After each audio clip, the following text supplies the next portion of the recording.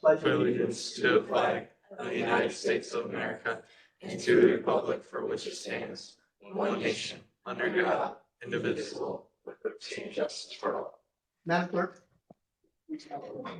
Senator Carter. Here. Senator Foxey. Here.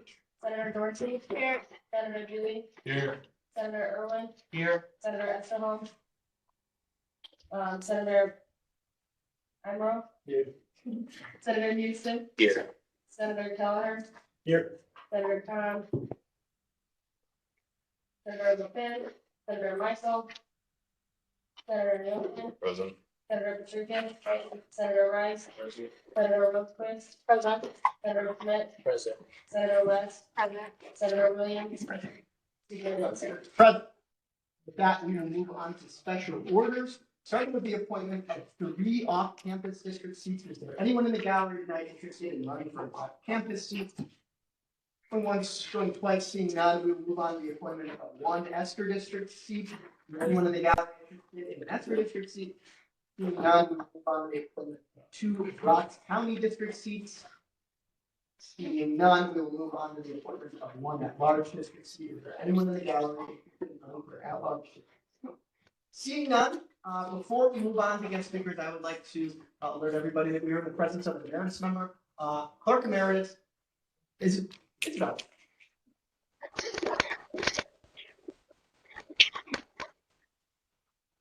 And with that, we'll move on to guest speakers, starting with Matt Schweiner, the Associate Director of Intramurals and Club Sports. If you would like to come right up to the podium, we'd love for you to join us.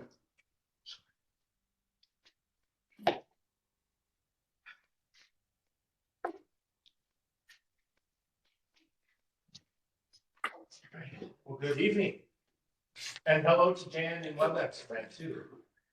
So good to see everybody. My name is Matt Schneider. I'm the Assistant Director of Recreation, Sports, and Facilities, specifically, as Isaiah mentioned, overseeing the intramural and club sports program. Greatly appreciate your time and the invitation to join me this evening. Had the pleasure to speak with Jordan on an ongoing basis about a few things, but also had a great conversation with Joe last week. And was invited to kind of share some initiatives and some items that are going on with rec sports over at the Williams Center and a few other of our satellite facilities. As a department, we oversee 7 different program areas and services that we offer to the campus community, both here on the main campus and the Rock County campus, as well as the greater Whitewater, Walworth, Rock, and Jefferson County areas as well. Specifically, with respect to what we do, I think this is an awesome time to share some updates with each and every one of you. Specifically, related to intramural and club sports, we are entering our 2nd full academic year, where we are receiving full support from student seg fees to cover intramural sports registrations and entry fees. And with last year being the first year that we did that, in partnership with student government, SUFAC, and of course the rest of the campus, we saw an increase in our numbers, served about 2,300 right in the middle there, unique students, and our team numbers have dramatically increased. We had a few unexpected situations that happened as a result of that, in my opinion. Mainly some teams who might not honor the commitment of registering, but with the support of the NALT committee and other student government representatives, we've addressed some of those things. And even though our numbers last year were fantastic, we have seen an increase already this academic year. We offer our programs and services in quarters, kind of along the lines of the 8-week schedule with the academic calendar. We had 224 intramural sports teams register last fall, 2023, for the first 8 weeks, and we were at exactly 290 the first 8 weeks.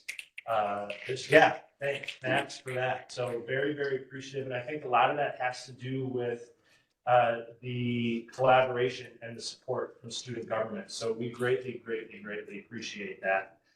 In addition to what we're doing with intramural sports, on the club sports side of things, we have 34 recognized club teams that are reporting to our office.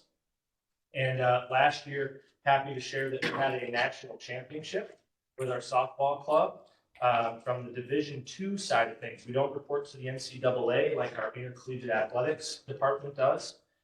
So our softball club reports to Division II of the National Club Softball Association. They won the Division II National Championship last year. So, and of course, we have a lot of collaboration and support with student government in the form of SUFAC and other general campus operations with people like Jan, Liv Allen, Kim Clarkson, and all the interns who are very helpful with our operations over with student activities and involvement office.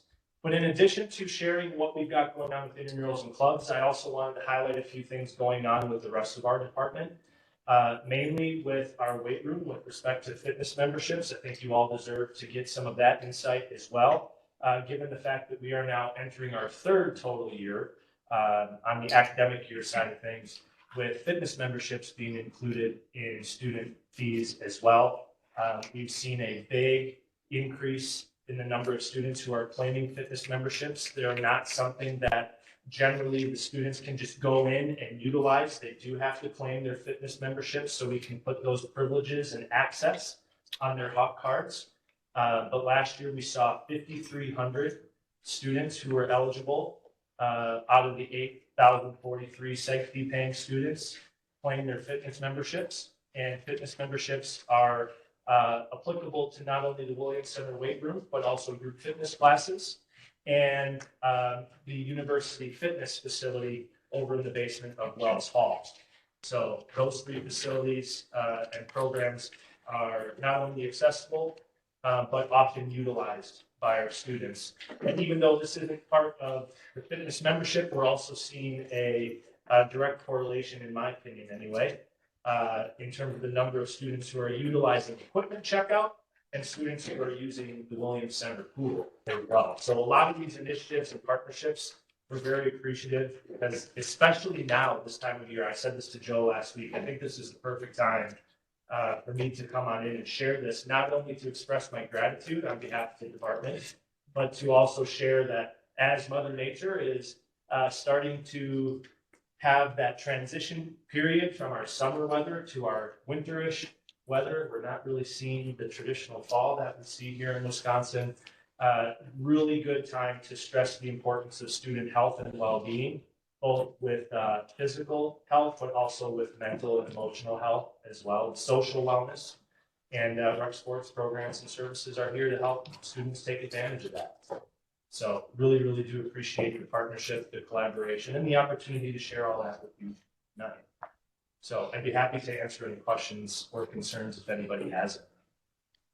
Well, are there any questions? If not, I will start with one. So just to try, I appreciate you so much for coming to speak. Is there anything in particular the Whitewater Student Government as a body or that any of the senators in the room, is there any way we could support you in your mission through your own direct sports? What do you need from us? Just if you were to leave us with a few things, what would they be? I love that question and really appreciate it too. And it's a give and take, right? And we support each other with our groups. Honestly, I think, and I know Jan, I think could attest to this as well, the relationships have always been a positive partnership, but I'm in my 7th year here on campus, and I was saying to you out in the lobby, I haven't seen the communication go this well. It's incredibly impressive. And the relationships, the outreach have been there. So continue to utilize us. The doors are always open. We know that we're not perfect. We know there are going to be some things that the students do not enjoy that we do, or they want to potentially see change. So as long as that dialogue stays open, we are here for the students. We're here to listen. So that would be the big thing. I said this to Joe too last week. Guaranteed someone's going to file a complaint about our dress policy, the dress code in the way and in some of the other program services that we offer. That's going to happen on an annual basis. And a lot of it is not to annoy the students or frustrate them or negatively impact their experience, but to generally keep them safe and to make sure that following the apparel and the dress code policy really allows us to also maintain modern, safe, clean equipment, which in turn also means that we don't have to focus on repairs and replacing equipment, which also helps the student fee budget because we're not going to always have to request more funding for more equipment. So it's all connected in some way, shape, or form. But really, at the end of the day, we're totally good with having students voice their concerns and complaints. So that if anybody hears anything ever, that we are open to hearing what people have to say, and if there's something we can do better, that we're listening and that we can work together with all user groups. But I guess that would be it, is just keep the eyes and ears open. Let us know if there's something we can do better, but guaranteed there are going to be some complaints that may happen every year. But we're here for them. Any other questions tonight? Once, twice, seeing none, thank you so Yeah, much. absolutely.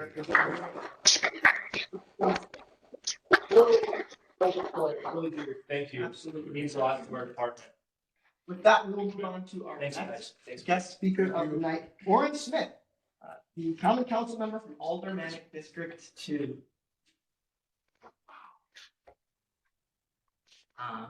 So a lot of senators have reached out to me saying that like their constituents or friends or whoever are asking them questions about the ballot and things. So I also received this information about the referendum that's on the November 5th ballot. And so I just wanted to share that information with all of you as well, so that you know what this referendum is and what it means and what it will and will not do. So this is a non-binding referendum that reads: the City of Whitewater Utility has decommissioned the Stern Park Water Tower, meaning it's no longer part of the water system. The water utility can spend up to $600,000, the cost of demolition, to maintain it as a city-owned historical landmark. The remaining costs, approximately $1 million for repairs and $250,000 every 10 years for maintenance, would need to come from city tax dollars or donations. Should the City of Whitewater use tax dollars to repair and maintain the Stern Park Water Tower? So this question is near the bottom of every Whitewater citizen ballot, or students who are voting in the City of Whitewater. This will also be on their ballot. In Wisconsin, non-binding referendums are advisory, meaning this will not make the decision. It just tells council what the taxpayers think about this. It's a part of a decision-making process. It's not the yes versus no does not solidify what will happen to the water tower. The water tower was in active service until 2022, and then it was taken out of service and replaced by the Southwest Water Tower. Some background: it's 135 years old, originally constructed in 1889, and it's safe in its current condition. Key issues are stone cracking, deteriorated joints, and corroding steel, which these are some images of what that looks like. So it's not necessarily visible to us, but to the assessors it is. So the assessment summary was that the masonry and steel structure are in need of maintenance, and that work is typical for a structure of that age. Anticipated that the cost of implementing recommended repairs falls within $950,000 to $1.1 million. A phased approach was also offered. These are based on 2023 construction estimates, however, so does not include the cost for engineering, bidding, and project management. The total cost for 2026 would be estimated at $1.6 million. Upon request, they also estimated that the cost of demolishing the tower would be around $600,000. Ongoing maintenance would cost about $250,000 every 10 years. So, in conclusion, on August 20th, 2024, the council approved the inclusion of this referendum into the ballot. Voters will be asked whether they should use tax dollars to repair and maintain the decommissioned water tower of the city-owned historical landmark. And those are the costs of this year. Are there any questions?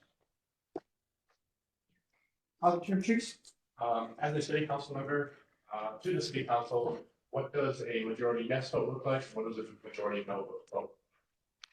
Like, what would that mean to the council? Yes. It depends on the council member. There's a lot of different things to weigh. The public works committee, as well as the department, will have a lot of say in what happens. As well as the landmarks commission will have some say in what happens. So it's mostly, like I said, advisory. But there are some council members who hold citizen comment in higher regard than others do. So it really depends on the council. Any other questions for Alderman Smith? I have one as well. So as a common council member, I guess my question would be, maybe it's not your purview to answer this, or if you can or don't give the permission, I don't know. But I guess if you were to put a thermometer in both common council and for all of the citizens of Whitewater, what do you think people are trending towards? I'm just curious, because I hadn't heard about this till about a minute and a half ago, so. I would say it's pretty 50-50, which is mostly why this referendum is coming out. A lot of citizens hold a lot of value to the historical properties in the city. I mean, we have the spooky floors every Halloween. People care a lot about that. But there are also a lot of citizens who are concerned about tax dollars raising, continually raised as they have in most small rural towns. So that has been a concern as well. So I think that is kind of 50. Thank you. Any other questions for Alderman Smith? Going once, going twice, seeing none, we will move on, but let's move on. With that, we'll move on to the approval of the agenda and minutes, starting with the minutes from October 7th. Can I get a motion to approve? Senator Rice. Motion to approve. Can I get a second? Second by Senator West. Voice vote? Acclamation. Wonderful. With that, the minutes of October 7th, 2024 have been approved. On to the agenda from October 14th, 2024. Can I get a motion to approve? Pardon me, Senator Rodriguez. Move to approve. Second by Senator Rosequist. Can I get a voice vote? Acclamation. Wonderful. With that, the agenda for today is approved as well. On to student issues and concerns. Are there any student issues and concerns in the gallery? Once, going twice, seeing none, we will move on to reports, starting with external committee reports. We're going to go right to Warhawk Dining Advisory Committee. Director Robinson, if you'd like to join us at the phone.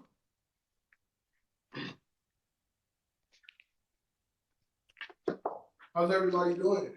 Good. Okay, so I'm trying to keep it brief.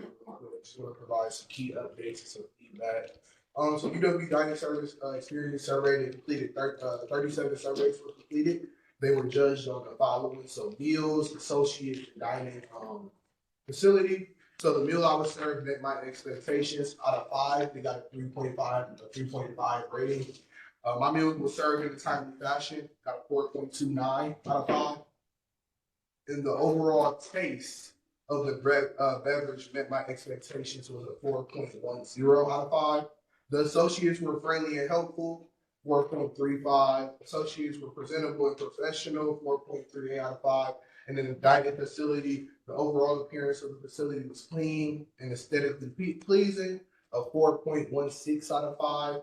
And then the garbage cans are clean and free from excess trays, plates stacked on top, 4.3 out of 5. Like I said, this is sent out to 37. They are looking to send out more, and there will be more grading surveys that are sent out as time goes on. So the RADS, Robotic Automated Delivery System, in the Victory Station in the Williams Center, the station in the library are close to opening. They just realized due to a state statute that those have to have surveillance cameras in those spaces. So they're working on that process to see if there's a way that they can kind of work around it, or what is a temporary fix look like to get those open sooner rather than later. So some Warhol dining updates, family feast, yard game, DJ and karaoke, higher numbers than past weekends at the event. The concessions at the game, with everybody who was there, was only about a 4-minute wait time.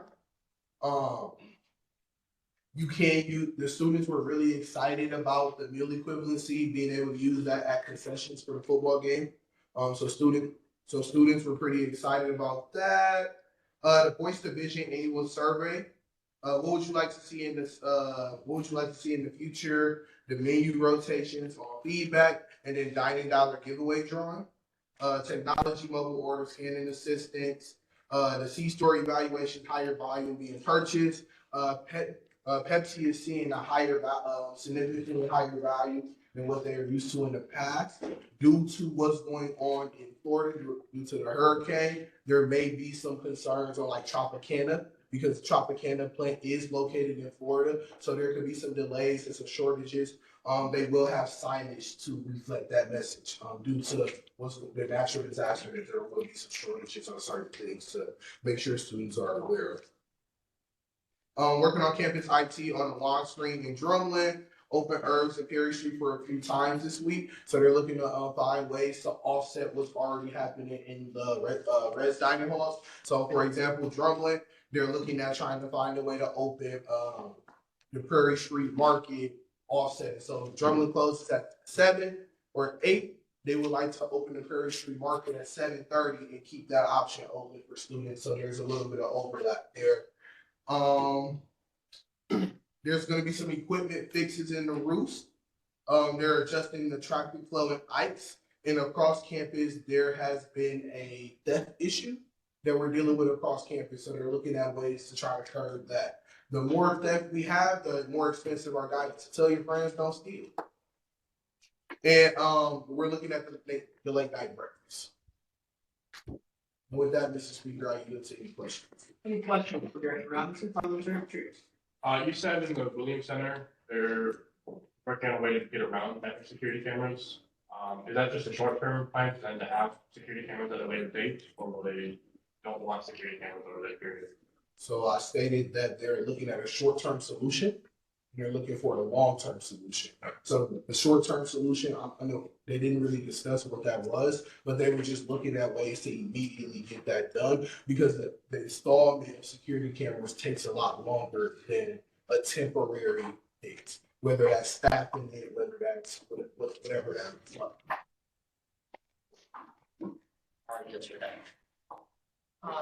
Any other questions for Director Robinson? I do have one, and you might not know anything else about it, that's fine. But you talked about theft. Is there a particular place? Is it normally happening at the roots, like you said, or is it everywhere? So they're saying that it's happening in a lot of like the grab and go places. There were stories of them finding like empty wrappers in Perry Street. So somebody took the item out of the package and just left the package. They did say that those are a lot of like the deodorants, the medicine, and things of that nature. And if that continues, they'll just stop providing those things. And then they talked about an Ike Schaefer comment, people just walking out with their food and not paying for it. So that's why you see the signage now that says enter only, exit only. So they're trying to control. I know there was an issue with theft last year with sushi, I believe. People weren't scanning the sushi. So they're trying, they said they didn't really express that they're having too many issues, but they said it is a campus-wide issue. Okay, thank you very much. Any other questions for Director Robinson? Going once, going twice. Oh, one more thing, I'm sorry. No worries. They are doing some surveys to figure out what students would like opening after the day after Thanksgiving. So can I have some suggestions on what people may think that looks like? They just want to make sure that for those students who don't have a home to go to or don't have somewhere to celebrate basic needs, they may be our I would think the University Center and at least one dining hall offers a place for food and a place for students to study if they need, or like access, like if they're having troubles in their apartment with heating or something, there's somewhere that serves as a heating center. I know last year when it got like in the deep negatives, the University Center was a place where students could go where it was warmer. Okay. Any other suggestions? Parliamentary Trees? I think the Esker all you care to eat location would be great. Maybe don't have full service, but limited service, which is a couple options. You can get turkey, you can have mashed potatoes, classic Thanksgiving meals. Thank you. Senator Carter? As a student who actually does stay here over Thanksgiving and everything like that, because I can't go home, I would suggest like maybe like the market over by Drumlin and everything like that. So or try and get both dining halls to open, maybe not for the whole time, but maybe for a short amount of time where students can go get like turkey and everything like that. So. Sorry, No. Jordan. If they can't get staff for the UC, maybe having the library open would be a good other option.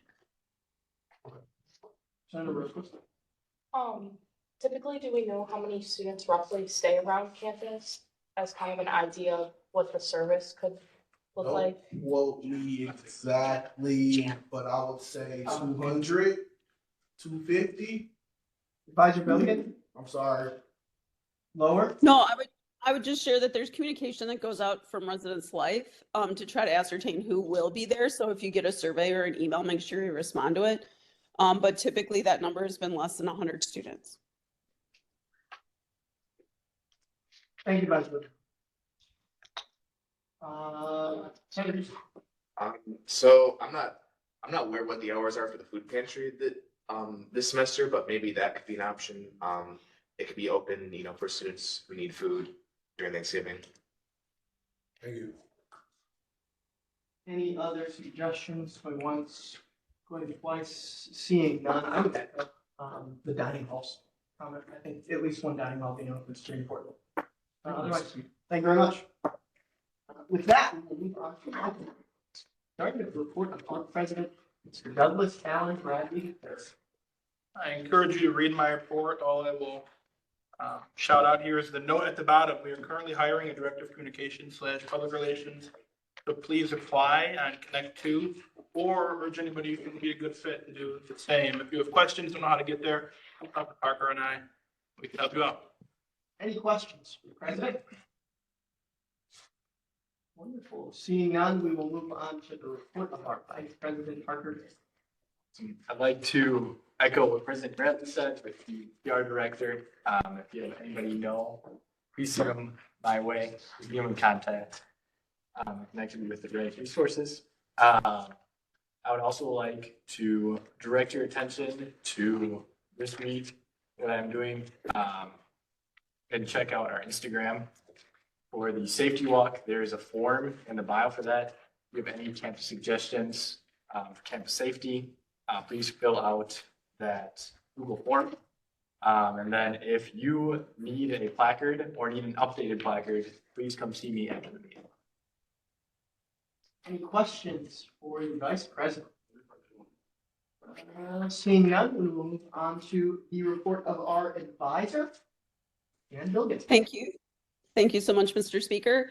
A couple quick things for all of those of you who are able to attend the retreat on Friday. Thank you for carving out that time on a Friday afternoon. I hope that it was rewarding, and I want to make sure I say thank you to not only our speaker, but the chair of the SUFAC committee, Chase Zimmerman, as well as Doug, who volunteered to be my loud voice. So thank you for everyone's attention. Hope that you took something away from that experience. I know that it's probably in Director Smith's report, but please, please, please try to get at least 2-3 people, maybe more if you're able, tomorrow starting at noon and then again on Thursday to come and either absentee vote early or register, as the registration cutoff is quickly approaching, very quickly. And the city clerk will be present on campus tomorrow. So just if you could all take just a minute and text a couple friends so that they can either be done with it or be well positioned for it, I would appreciate it. And with that, Mr. Speaker, I will yield to questions. Any questions for our advisor? Quick question. Could you re-say the time that the city clerk will be on campus? I believe it's 12 to 4 o'clock tomorrow. And I would yield to Director Smith to include it in his report or answer it right now. I don't want to say the wrong time. Director Smith. Is it true, Advisor Billigan, that you can find this information on the student government Instagram as well? But it is Tuesday from 12 to 4:30 and Thursday from 11 to 2. Yes, it's absolutely correct, Director Smith. Any other questions for our advisor? Going once, going twice, seeing none, we'll move on to e-board reports, starting with the report of our Director of Student Affairs, Jordan Rice. Jordan. Forgive me, tough days, speakers. Just really quick, student affairs and academic affairs will meet tomorrow at 8 a.m. I'll bring donuts. Moving forward, it'll be bi-weekly. So I appreciate all of you Please fill out the career services QR code, but more urgently, please fill out the safety walk survey by Tuesday at 5 p.m. The safety walk will be Thursday at 7 p.m. President Bradley and myself will be driving the golf carts. Speaker Wilson will be in attendance as well. So we're gonna go view a couple of different I don't want to call them danger zones, but some spots on campus that students aren't safe. Maybe it's a little dark, maybe there should be a crosswalk. We're gonna have administration on golf carts, and we're gonna go around. And with that, and then voice and choice, an event about voting in the WCC at 3:30. I yield. Oh, thank you.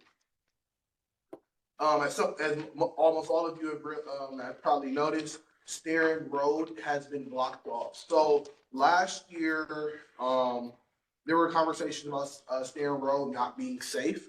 There were a couple administrators who expressed some concerns that they almost hit students when it gets dark, just not being able to see them driving on that road when it gets dark. So the solution that WSG asked for, and we came to a conclusion with the city of, is to kind of barricade from 6 a.m. to 6 p.m. Barricade from the bookstore to, I think that goes to Warhol Drive. And that's just because that's a high traffic volume type of place, and we want to make sure that students are protected. So what I passed out was a QR code, whether it's bad, ugly, whatever it is, good. Please provide feedback to the city council and encourage your friends to do so as well, so we can get a clear picture of the impact that it's had on campus and if it's something that we should look at doing long term, because as of right now, it's only a 2-week window, and we're doing some traffic counts to observe some data. And with that, Mr. Speaker, I yield. Sounds good. Any questions for Director Robinson? Senators? Yeah, so you mentioned how drivers have issues with seeing students who are crossing at night. However, the current hours are in the morning, in the afternoon, in the early evening. Do you think it'll be like if it does get approved, it will be extended like 24/7, to counter that problem, or is that going to be addressed? Or So what the 6 a.m. to 6 does is it allows the CSOs to not have somebody working that shift, which allows them to have another staff to be able to operate in those other spaces. The other thing is if it's blocked off during the day, it deters people from taking that route in general. Because if I can't get through it at 7 a.m., what makes you think I'm going to come back at 3 p.m.? Couldn't get through it at 7. I'm going to assume it's still blocked off. The other thing is that the issue is, I don't know if you've ever driven or tried to drive on that street when class is in session. It's a headache anyway, because you constantly have to stop. You constantly have to try not to hit a student. Somebody's going to walk out on you. You can't see somebody out your in your blind. So it's so much going on. It just eliminates all of that. Any other questions? Is it true that students are also encouraged to fill out that form if they feel like they're crossing a main street or any other streets have been affected by that?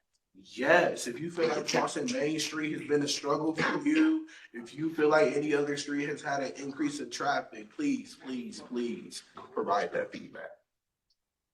Sounds good. Any other questions? Who wants going twice? Yeah, what type of training do the crossing guards have? Because I almost got hit with the crossing guard standing there. I don't know if they're not confident and they don't know to tell cars to go or tell people to wait. It's just maybe a speeding up issue that they have. I'll take that concern. All right, any other questions? With the crossing. Seeing none, we'll move on to the report of our Associate Director, Joe Fowler. Happy week 7, everybody. I had a pretty busy week last week. I'll just give you the quick spark notes. I was having conversations regarding the Tarrant Road project. Had a conversation with Matt. He came and visited us today about intramural sports and rec sports. Had a conversation with the IT team regarding the campus website structure. Had some conversations with Terry Zambrello for housing. And then I went to the WSG retreat last week on Friday. Thank you for all of those who hosted it. It was a great event. There was some great food and it was very informative. Let's see. But yeah, so if you want more information, please let me know. Otherwise, you can look at my report. Otherwise, if there's anything else that you need from me, please let me know and have a great week. Wonderful. Any questions for Associate Director of Student Affairs? Going once, going twice, seeing none, we'll move on to the report of our Intergovernmental Affairs Director, Lawrence. Last week I worked with the Rock Spoke Election Engagement Committee as always, met with the Royal Purple 91.7 and WSG, and I began work on phase 2, which is rules for polls, which is the initiative to get students to the polls after they can no longer register after the 16th. I delivered 3 presentations, sent more than 175 emails to individual students to get them registered to vote. I sent out the 4th issue of the Intergov newsletter, which, fun fact, I can see who opens those. And I can see who clicks on links in those. So if you're not opening my emails, you should open my emails. This week, I'll be sending the 5th edition of that. I'm working to get transportation from the UC to the Armory on election day. Finalizing the new Rock Spoke presentation, delivering now 4 more Rock Spoke presentations this week. And an example of new materials is the quarter sheet that got passed out by Doug earlier, which this side is just a reminder to vote. But on this side, I encourage the students to make a plan to vote. So feel free to share that with your mentees, residents, friends, whoever. If you want copies of that, if your residents or something like that, feel free to reach out. Any questions? Director of Intergovernmental Affairs? Once, going twice, seeing none, I would like to, Director Robinson.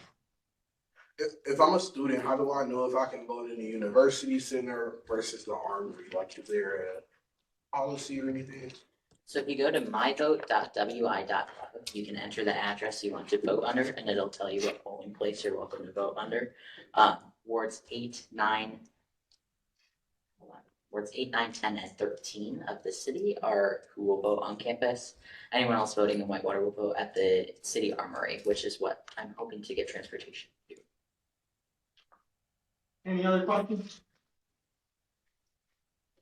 Going once, going twice, seeing none, I would like to direct you very quickly to the report of the Director of Academic Affairs, Annie Rogers. She is out tonight, but please take a look. And just read what she did last week in this. With that, we will move on to the report of our very awesome, very amazing WSG. That's it. Hey y'all, I'm sure if you haven't already seen at the bottom of the agenda, we're filling a new clerk's right. With a heavy heart, this is my last WSG meeting. I want to thank you all, especially the cabinet and Jan, for being so supportive of me this entire time in this organization. I'm grateful for the connections, the relationships, and the skills I developed during my time, and I will always value the leadership experience that I've gained. The time commitment and with an organization partnered with multiple personal challenges I've endured recently can force me to ultimately make this decision, and I've not been able to perform at the level I expect of myself anymore. It makes me sad to leave this organization like this, and I hope the organization grows and thrives in years to come. And thank you all for the opportunities and experiences again. I wish everyone here the absolute best and lasting achievements as you all continue to serve the students of this wonderful organization. Thank you. Thank you.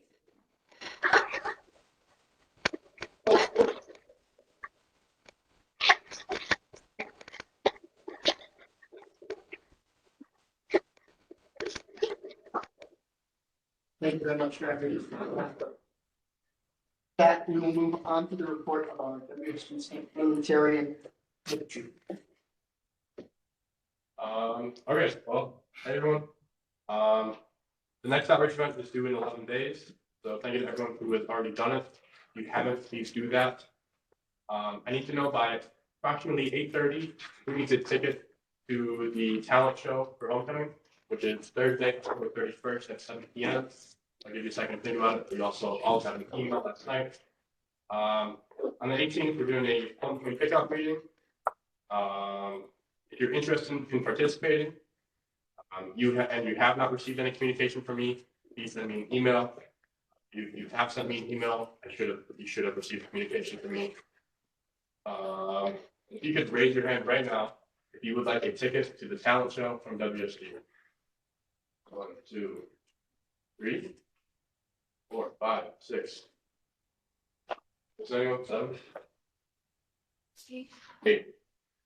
I just want to point out, if you want a ticket, you are not going to be in the talent show. So if you want to participate in the talent show, then you should not pay for a ticket. We're at 8. Missing anyone? 9? All right. Missing anyone? 10. Make it. That's fine. Missing anyone? 10. Thank you. Any other questions? Any questions? Is there anything that a senator could do to help a director for an outreach event? I don't agree. Go to your committee meetings, that's not an outreach event, that's just a general statement.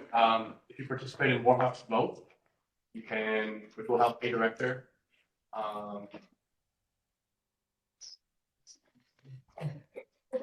Tabling is considered an outreach event. You do it on behalf of the WSG. You can also do it on behalf of Morehouse Vote. They better answer that question. I'm sure if you come to a director and ask them what they need help with, they can find something that aligns with Parliamentarian Patricia's outline. And then we'll count as an outreach event. If you do that, please send me an email so I can determine if it is or not. Any other questions for the parliamentarian? I do have a question. You might not have the answer to it. Are we competing in homecoming? Like, are we doing a talent show? Is that yet to be determined? If we get enough signups, I would like to enter an entry. If not, I won't be upset, but I would like to put an entry in. Sign up some me? Volunteers. We need people to be in the talent show. So if you have a talent or you would like to come up with an idea,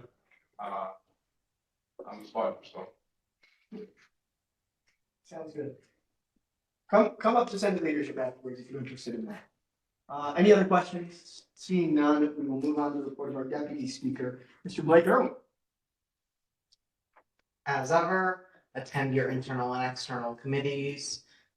For those of you who missed the Senate retreat last Friday, I'll be in contact soon to set up a meeting to get you the information that you missed. So just be aware that that is coming, and that's it for me. I yield to questions. Any questions to the deputy speaker?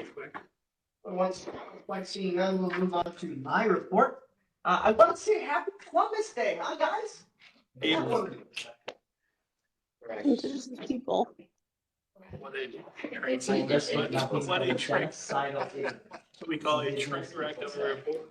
Sounds good. And with that, last week, I did a bunch of notes, so that was fun. And then for those of you that weren't at the superintendent, obviously, chat with Blake.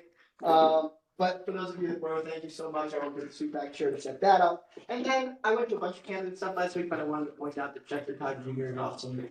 And you can put that in there if you weren't. Chester Todd Jr. is sweet. And this week, more so, meeting with the SUPAC chair to go over some SUPAC stuff, touching base regarding the shared governance training licenses with the deputy speaker, meeting with Senate leadership, giving a voting rights presentation tomorrow, and also doing some meeting accessibility concerns that we're handling in terms of captioning the meetings. Anyone who needs that. And I am getting the resolution honoring a graduated student who worked on it very hard. So if you know you're on the women's basketball team, please come to me after. Please. Thanks very much. Any questions for myself? Director Smith. Is it true that you were featured on Chester Todd Jr.'s TikTok? Oh, yeah. Oh, it is. Yes. Just had to be awesome. Please look at his TikTok. Director Robinson. Is it true you have like a really, really nice like shot of you and Clark Wolfenson and the word of purple too? I think so. Wonderful. Any other questions for myself?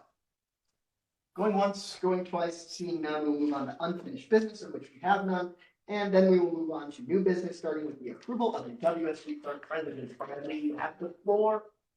Thank you. Come on up, Isabel. Isabel, or should I say Clerk Emeritus Cartwright has previously served as WSG clerk during 2023-2024 academic year. I'd like to read a blitz from the Emeritus page on our very own website. Isabel presided over 2 elections for the Whitewater Student Government as chair of the Elections Committee and diligently ensured that the records of the organization were precise and thorough. She also reviewed decades of records to create an archive of previous Whitewater Student Government officers for future use of the organization. She was an ideal public servant through her dedication to students, her work to those she served besides. Her exceptional service to the student organization has earned her emeritus status, a distinction that no other clerk or woman has received before. During what is destined to be a busy time for the clerk of this organization, I am confident that Isabel is the most qualified student to complete Clerk Wilkinson's term. Thank you. Any questions, Mr. President? Parliamentary truce? If approved, what is the term for clerk look like? We would finish up the current term and we really start the hiring process for next year's clerk rather quickly, dare I say immediately. Wonderful. Any other questions? Going once, going twice? What questions or comments too, I'm asking? We'll move into discussion. All right. Any other questions? Seeing none, we'll move on to discussion. Any discussion? Director Robinson. I would just like to say, the only emeritus clerk, the only woman, I think those 2 things speak for themselves. Why would we not want a person like that rejoining our organization? Any other discussion, parliamentary truce? As a person who wrote Isabel's emeritus bill, I think this is like the ideal candidate. I don't know if you could ask for a better clerk candidate, really, other than someone who's been in the job for over a year now. Ready, I guess. I've gotten to work with Isabel on multiple boards and things through other matters around this campus. And I would also have to agree that she is an ideal candidate. She's very organized, timely, and that sort of thing. They're all, to my understanding, valid qualities needed. Any other discussion? Seeing none, I will finish it out. I was in WSG a while ago with Isabel. A lot has been said. She's really, really good at her job. I can't think of a more ideal candidate for this time. So with that, we'll move on to a roll call vote. A vote of aye will be in favor. A vote of nay will be against. Madam Clerk, please call the roll. Senator Carter, Aye. Senator Culberson, Senator Thornton, Senator Dewey, Aye. Senator Erling, Aye. Senator Heinrow, Senator Houston, Aye. Senator Kelleher, Aye. Senator Nielsen, Aye. Senator Patricus, Aye. Senator Rice, Aye. Senator Rosquist, Senator Schmidt, Aye. Senator West, Aye. Senator Williams, Senator Whitwell, that's who you're. Aye. And with that, we have approved the newest WSG clerk.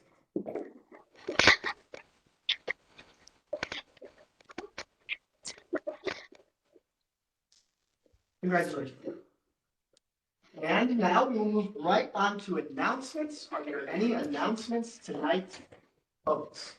Going around the room, President Bradley. We may have a new clerk, but we do not have a new director of communications. So please apply. Get connected to. If you have any questions on how to get there, please come see Parker or I. Also, they don't have to be somebody at WSG. Recommend your friends that might be marketing, PR, digital, major folks over at Kobe, or really anybody who you think is qualified. Yeah. Do you have something to say? Okay. Director Robinson? There's open Senate seats. Bring a friend next week. Bring a friend next week. Voice and choice, come learn about the importance of voting. Wednesday in the World Connection Center. Director? Council is meeting tomorrow at 6:30, so if you're interested, you should come attend that at the municipal office. Other than that, if you come to Voice and Choice, I will also be there helping present, so you can get registered. Go around. Senator Carter. Non-WSG related, but How many in here want to win some free cash? And yeah, Thursday, there's free money game show happening in the Down Under, where if you answer a trivia question right, they'll literally give you cash. So, no, the University Center is not giving out the cash, and that it's the performers' money and everything like that. I just want to make that clear, because people have been confused by that. Also, the football game is on Saturday this week. It's on Friday night.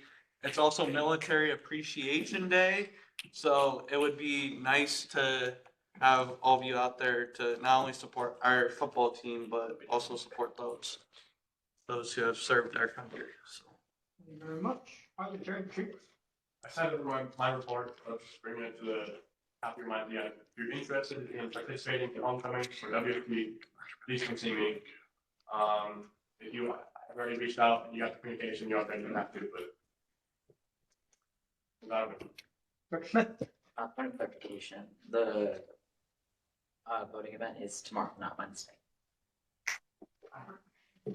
Any other announcements? Vice President Ben. Come see me after for placards if you don't have one.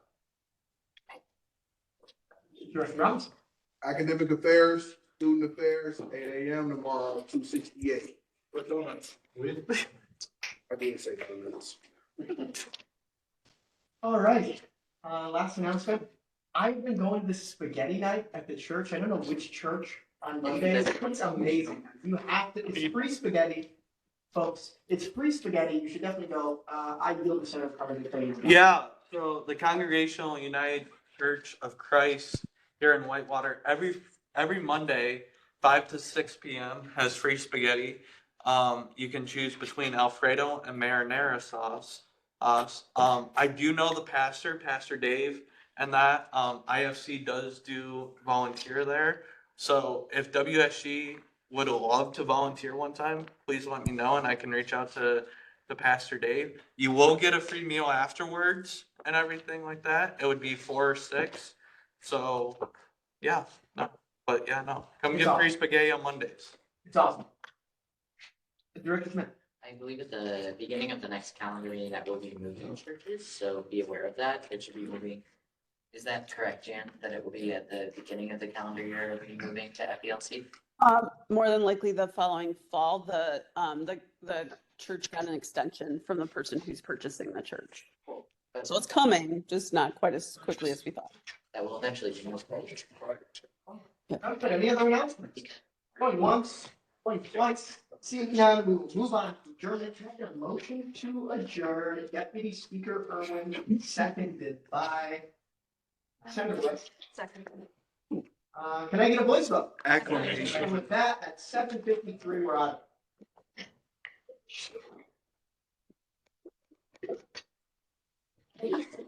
Thank you, Tessa.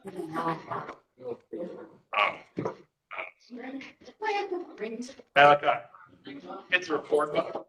What? Yeah, hit the report button on the iPad.